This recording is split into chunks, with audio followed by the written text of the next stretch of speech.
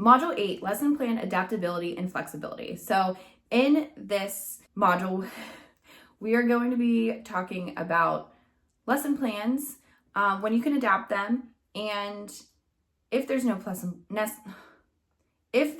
lesson plans, what do we do? Okay, so my number one tip that I give to any substitute teacher is to follow the lesson plan. That is the number one most importantest thing that you take away from this training. And if someone has not seen the training, please tell them that they need to follow the lesson plan. Okay? Teachers love it when you follow the lesson plan because they absolutely hate making lesson plans. They hate making substitute teacher plans. It's just another thing that they have to do. And a lot of the times when they need a sub, they don't even take off because they're like, I have to do this quiz. So what's the point of me missing a day because I have to do this? I would just have to come up with something for the sub to do, whatever. And so just follow the lesson plan because a lot of the times you're helping them stay on track with the curriculum and where they're at so that they can move on. And I know that it can be hard because you don't know what you're doing. Sometimes they're bad lesson plans. You have too much information. You don't know what to do, or the kids just don't do what they're supposed to do. But hopefully you write that down too. So what really goes into a lesson plan? So you have the objective for the day. So if you are in a 10th grade English class, ELA, and they are reading the Hate You Give, they would say the students are to read chapters 2 to 3 and answer the questions in their packet for the Hate You Give. And turn it in at the end of the period, something like that. It's really the objective of what to do. So maybe they don't even have the questions yet. Excuse my armpit. Okay. Maybe they don't even have the questions yet. So your procedure would be, so there's procedures, and that would be to hand out the sheet, and maybe they want you to collect it afterwards. So that's something that they would have on the lesson plan and written for you. Or they would let you know if it is on Blackboard, which is something that nowadays, because a lot of the kids don't carry textbooks, everything's online, they might have the questions online for them, and then they can just submit to their teacher and they're done. And then any helpful info that you need throughout the day should be in the lesson plans as well. If there's no lesson plans, do not freak out. Never ever freak out. A lot of the times, teachers get sick at 3 a.m. and they don't have lesson plans. They weren't expecting to be out. Maybe their kid got sick or a loved one died. Something happened. That not all the time are you going to have a lesson plan. And never just freak out over this. Just know that that happens and expect it to happen. It's just part of the substitute teacher life.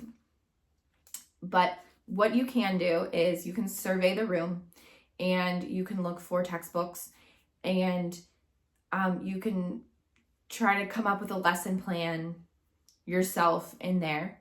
If a student walks in the room, say you're in high school or middle school, and a student walks in early, you are able to ask them, you can ask them what they've been working on, and they should tell you. I mean, hopefully they wouldn't lie, but you can get the information from them. That way they know, especially now that, again, everything's online. They would have, if they have Blackboard, you can even see the agenda for the week, and you can see the plan there. Just a heads up if they do, and hopefully they have Blackboard, or they'll have something like that. There's Canvas, and the teacher will put everything that they're doing throughout the week. So it would be there. Ask a student, you should be good to go. Ask a neighboring teacher if they know what they're doing, or what you can be doing in the class. a lot of the times teachers have a subtub, or like a subtub is like where you would put files in like a manila folder file, and they have different emergency plans that you can do. They're just like random stuff in case they did get sick, in case something did happen and they couldn't be there. Then you can do something like that with the students. A resource that you can do is a website called Teachers Pay Teachers, and you can go on there and type 10th grade English and things will pop up and you can print those off. You can print one and then ask the office to print 25 of them or however you need. Usually in high school you need more than that. Okay, so tips for adapting the lesson plan when you need it. So you are allowed to take the lesson plan and adapt it in any way that you can. So for example, we'll just do elementary school, kindergarten, and maybe they're learning how to count to 10. And you see a student struggling, and what they were doing, maybe they learned how to count 1 to 10 in a row, but you see a student struggling, they don't know what's after 5, or they're getting their numbers mixed up.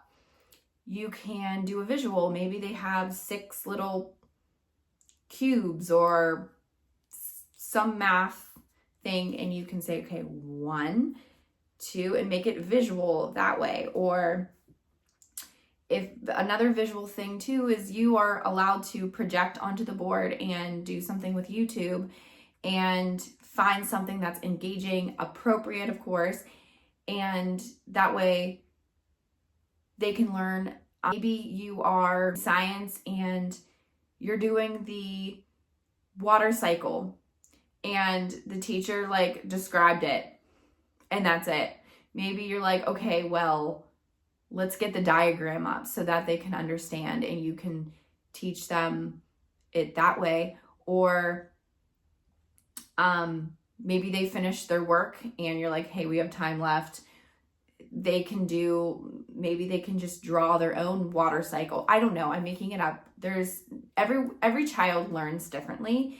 And like for me, I'm like all the type of learners, like kinesthetic, auditory, visual.